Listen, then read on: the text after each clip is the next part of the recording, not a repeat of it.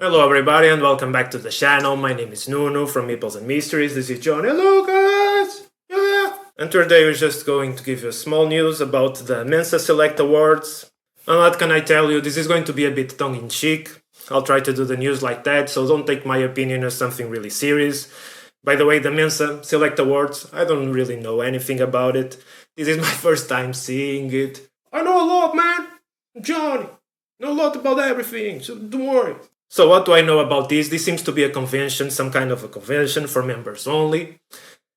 And they kind of select a lot of awards, and the awards are really weird. There seems to be one really good game here, and then the rest of the selection just seems really weird. And I have no idea how these games were selected. They kind of seem like there was a voting from the players, and then it seems like there was some kind of judges for the final awards, but it just looks weird. I'm going to show you why. The first game we have here is Agda, and this game looks good. It's about a Portuguese city that has a really pretty street full of umbrellas. I'm from Portugal. This should speak close to my heart. I've been in Agda a lot. But the thing is, you got the game here with 300 ratings. There is less ratings than the people that actually went to the convention.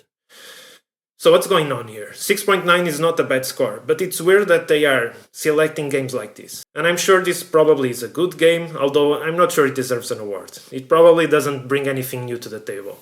A lot of these really light family wave games, they are just redoing other games. And normally the only change is the theme and nothing much. Then there's Diatoms, which seems like a really good game, but again, it's got 100 ratings. This probably is a really good game. It's also got a special award for an Edison award that I really don't know much about either.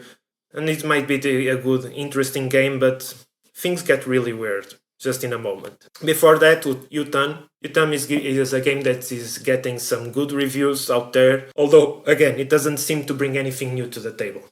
The only difference between this and most family wave games is that this one has got better than average table presence, and you can see it here. It's got a better than average table presence, and that's probably all. All of these games just seem to be reinventing the wheel, and maybe we don't need so much, but that's always debatable, right? We have Cascadia and then we have Harmonies, and they look really similar, but there's space for both, and both are beloved, so I don't know. But things start getting really weird after this. In the Footsteps of Marie, I have no idea about this game, but I picked the wrong one. But again, it's a game that's got not many reviews, so all of these awards are really weird. I'm not saying they shouldn't select games that are really well known, but when all of them are really not known at all, it kind of begs the question, from which pool of games are they selecting? Are they selecting from a pool of games where, if they were selecting from a large pool of games, I'm sure a lot of these really known games that came out and I really reviewed and everybody's playing them, I'm sure some of them would have been selected. If they aren't, it begs the question, where are these games coming from? Are they selecting from a really low pool of games that maybe some sponsor gave them and it's really weird. But now we get to the weirdest part. And this is linked, this article, by the way, I'm reading this article from BoardGameWire. I'm not sure if I can do that. If I can't, I'm sorry. I'll try not to show it as much. But this is where things get really weird, because we have Farms Race. And I think I saw this game once and didn't really pay much attention. It does sound good. It has an awesome introduction, a parody of Euro games with communist farm animals and nukes. That sounds awesome. The cover looks good. I think the idea and theme here just seem really nice. But then the problem is you get down to this game and it has 200 ratings. And when we go down to those ratings, what you see is really, really worrying. Like all the ratings here, they just tell you one thing. For example, this rating tells me, gives a 10 and then says something like, I was getting bored and sick of Catan, and then I found this game. What does this tell me? This tell me that you're not probably, and I don't mean this with any disrespect, but you're not a board gamer. You're not someone who plays a lot of games, who pays a lot of attention to the industry. You're probably not the audience this video is for. You probably don't even watch videos about board games. And again, this is fine. You can just find Catan and Risk and love them and play them all your life, all good, but This is a different subset of people and not really our audience here. And when you read something like this, like you're getting bored of Catan after playing it so much and you found this game, what does this tell me? This tells me you only played Catan. And for most people, Catan is a game that you just left behind. It's not a bad game, but it has a lot of problems that are just been getting better with other games recent, to the point that there's no comparison. By itself, Catan is a good game. It certainly it's one of the most important games in board game history, but when you look at it seriously now, in the modern context of board games, no. And then you see really high ratings or really low ratings, and they all say the same thing. Like, this is Catan and Risk together. So you get one game that has all the problems it has just been becoming more apparent with time, and then you join Risk, which it's not a good game at all, and you just get a worse game.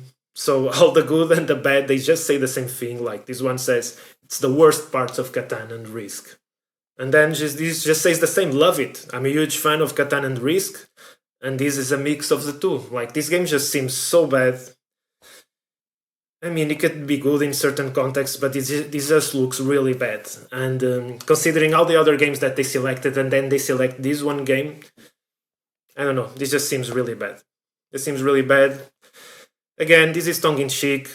I have never heard of the Mensa Awards before this, but it looks weird. It looks really weird. It also seems to be like members only, so I have no idea. This is just seemed like a weird convention, a weird set of awards, and then there's really no context for it. I kind of took a look around, and here we can see their past winners, so there's some things here that make sense, that like Veil of Returning and Wandering Towers, Acropolis. There's some games here that you know are good, that probably deserve this award, but you look at it overall and it just looks weird. And when you see like Farms Race getting an award, and I have not played this game, I'm talking out of my ass, I know. This just looks really weird. I wouldn't trust these awards at all. And there's so many others that seem a lot more considerate than these ones. Again, I could be totally wrong. I don't know.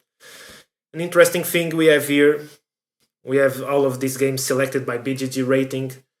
And when you look at it, it also looks weird because some of these games are not even eligible because nobody's talking about them. But then there's some good games here, games that people love, so kind of seems like 20% of the selections are good and the other 80 is just really, really weird selections that I really need some context to be able to trust these guys, and I don't have it. So that was all for this news. Hope you enjoyed this, and see you on the next video.